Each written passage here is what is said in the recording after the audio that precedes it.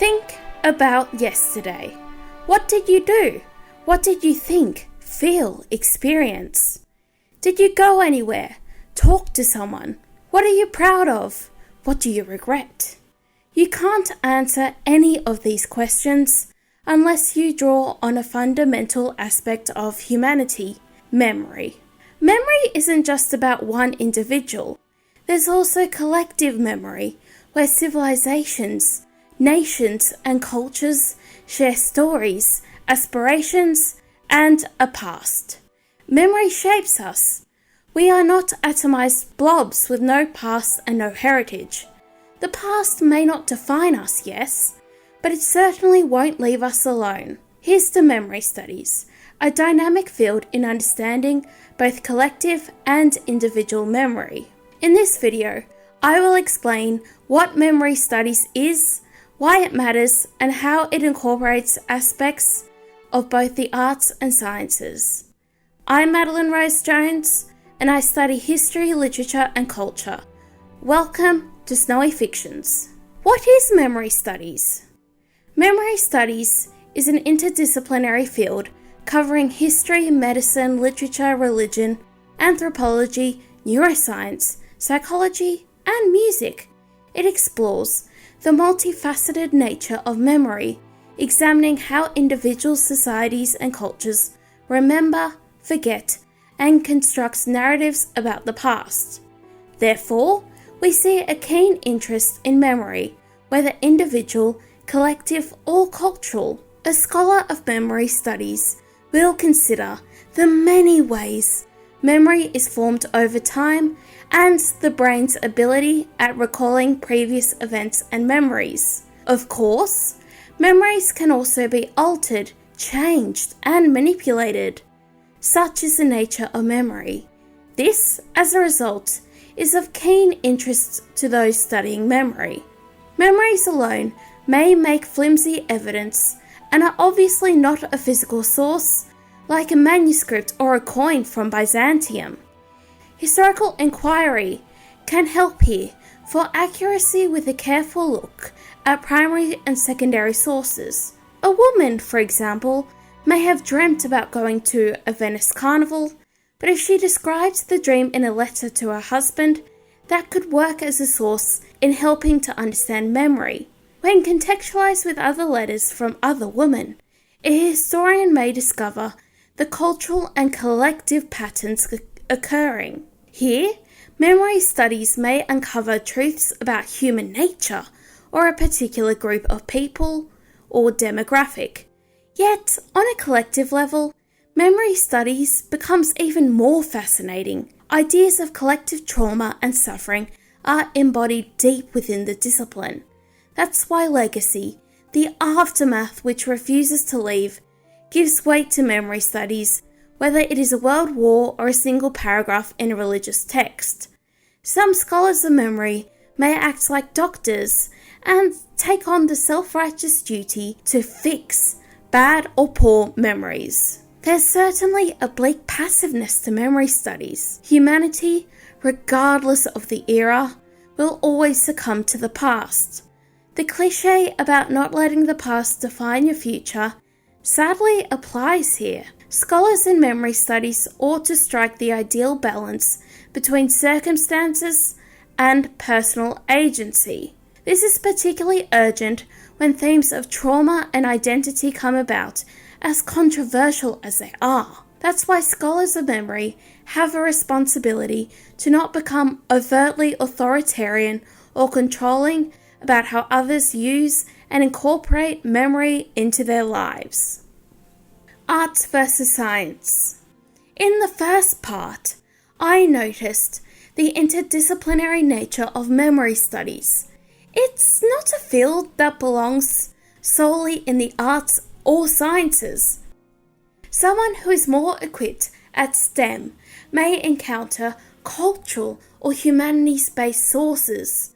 Likewise, a historian or religious scholar may benefit from learning about biology and how the brain as well as the human body functions. I love this. So often, in contemporary discourse, the humanities and social sciences are seen as two armies waging an eternal war on one another.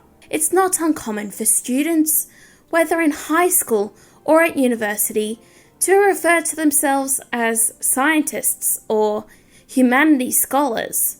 That's typically fine, but reaching a high level of mastery on any subject may require some overlap. Academic disciplines, for example history or biology, are not islands in the Pacific, completely isolated from one another. Rather, we should view the subdisciplines in the humanities and sciences as countries in Eurasia with land borders, trains crossing various countries, and of course, the conquest of empires. In our era of over-specialization, memory studies is a relief because its mere existence challenges the presumption we are solely historians, biologists, doctors, religious scholars, etc. The act of memory, whether it is creating, preserving, or communicating, requires an interdisciplinary and at times creative approach. A scholar studying memory may look at a brain scan one day, then a war memorial the next. Memories are formed in various ways, and thus a scholar requires various approaches. Memory studies, to clarify, is not the only field that covers both the arts and sciences. Yet, I appreciate the invitation to incorporate perspectives I may not be familiar with, and the opportunity to experiment with different methodologies and uncover why memories form and what they can tell us about individuals, cultures, and nations. Why memory studies is important. Memory studies matters because, well, memory is important to us as human beings. We rely on our memories to recall information, to share stories, to preserve the past, and to learn new skills. Memory is also crucial for our identity and sense of self, and this applies on an individual and collective level. In a previous video, I discussed why culture matters when studying war, and I drew on a diverse range of examples from Gallipoli to the Russian Cathedral for the Armed Forces. Both the Anzacs and the contemporary Russian army are so often the subjects of political and social discussion. Yet, by understanding what memories have shaped these monuments and the memories various groups and individuals have, we can better understand human cognition and communicate better with the public on topics relating to the humanities and sciences. If you are an avid reader of fiction like I am, memory studies is also of interest, as you can better understand the way texts influence one another, as well as how authors record historical events. Take Leo Tolstoy's War and Peace, which charts Russian history throughout the 19th century. This literary historiography, suggestive of the Decembrists and Napoleonic Europe, comes from Tolstoy's observations, interviews, and own experience as a Russian in the 19th century. He's not alone here. Jonathan Little's 2006 novel, The Kindly Ones, is told from the perspective of an SS officer who recalls his past in World War II. Little, being an American Jew living in France, is obviously not writing from his own history. The author is engaging in a literary empathy of sorts, where he tries to understand the motivations and actions of those who lived before him. This required years of extensive historical research across Europe and West Asia. Authors can give memory a magical bend too.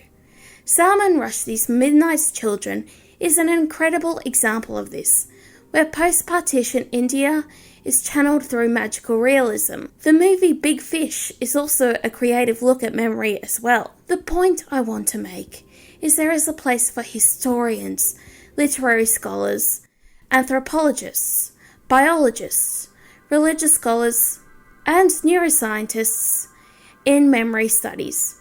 It's an amazing field with much potential. What are your thoughts on memory studies? Do you have a favourite memory? Comment below.